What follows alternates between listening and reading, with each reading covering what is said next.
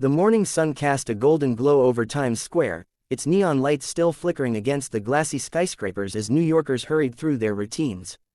Inside the studio of Good Morning America, the atmosphere was thick with anticipation. Producers rushed with clipboards, assistants whispered updates, and the stage crew adjusted cameras. Today wasn't just any interview, it was the kind of segment that promised fireworks, because sitting in the green room, sipping nervously at his water, was Prince Harry.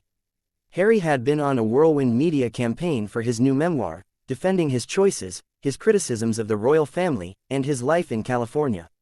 He expected tough questions, but what he didn't expect was George Stephanopoulos, the seasoned host with a reputation for sharp wit and sharper comebacks, to go further than anyone else had dared.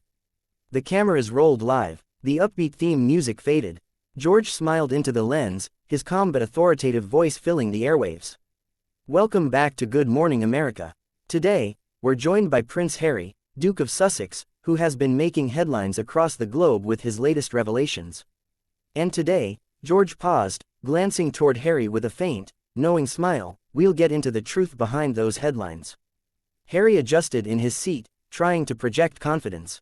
His navy blazer looked crisp under the studio lights, but his fingers tapped lightly against his knee, a small tell of nervous energy.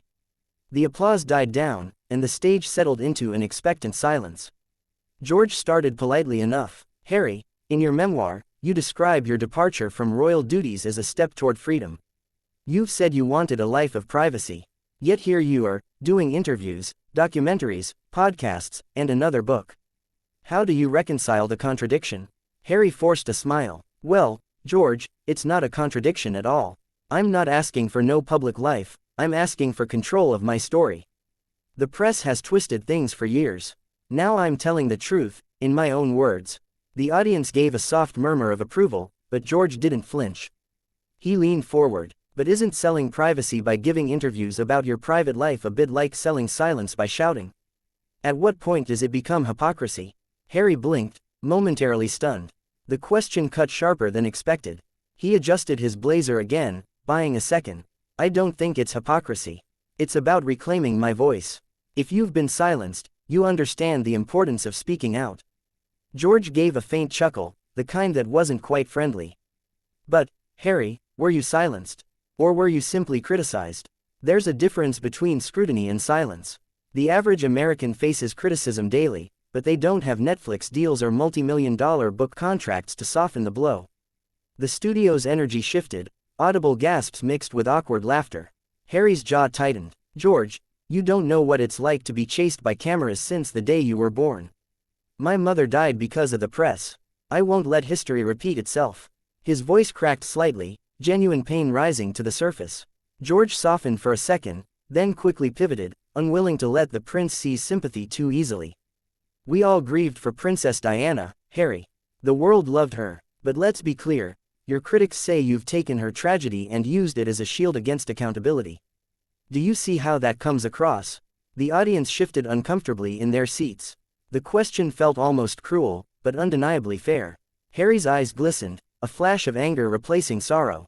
That's offensive. To suggest I'm exploiting my mother's death, it's not just wrong, it's cruel. George didn't back down. Then answer this directly. If privacy was truly the goal, why detail private family arguments, texts from your brother, personal moments with your father, for the world to read? Doesn't that cross the very line you accuse the press of crossing? The silence that followed was heavy. Harry's lips parted, but no words came immediately. He looked cornered, his carefully rehearsed talking points unraveling. The audience, sensing the tension, grew restless. Finally, Harry managed, because they've never respected my side. They've leaked, planted stories. I'm holding up a mirror. George smirked, that seasoned broadcaster's smirk that audiences recognized as the prelude to a knockout line. He leaned in, lowered his voice for effect, and said, a mirror, Harry. Or a megaphone, because from where I'm sitting, it doesn't look like you're holding up a mirror. It looks like you're cashing in. The words struck like a slap. Audible gasps filled the studio, followed by awkward claps from a few who couldn't help but react to the sting. Harry's face flushed deep red, his jaw tightening as though he wanted to fire back but couldn't find the words quickly enough. The producers in the control room exchanged frantic looks. Was this going too far? Was the interview about to explode? On screen, George remained composed, sipping his coffee casually, as though the moment hadn't just shaken the room. Harry finally spoke, his voice trembling with a mix of anger and pride. "I've served in Afghanistan. I've risked my life. I've worked for veterans. I've done real things. If people want to judge me for telling my truth, so be it. But don't sit here and tell me I'm cashing in when everything I've done has been about survival." The audience applauded, though it felt more sympathetic than triumphant. George allowed the applause, then raised his hand. "No one questions your service, Harry. No one questions your charity. But the public does question your motives now. And you came here to answer those questions."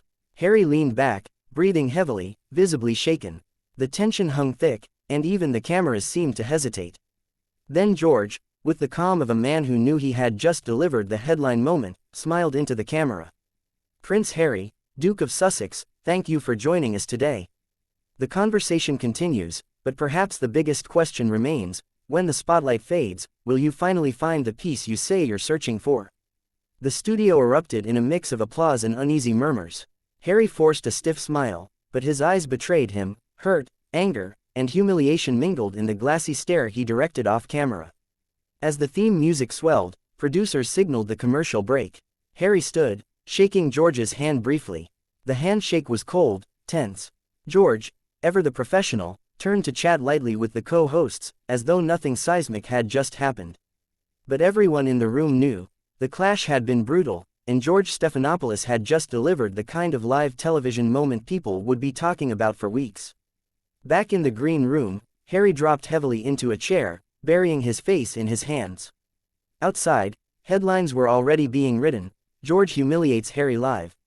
And as the world replayed the clash again and again, the question George asked lingered louder than anything Harry had said: was he holding up a mirror, or just selling a megaphone?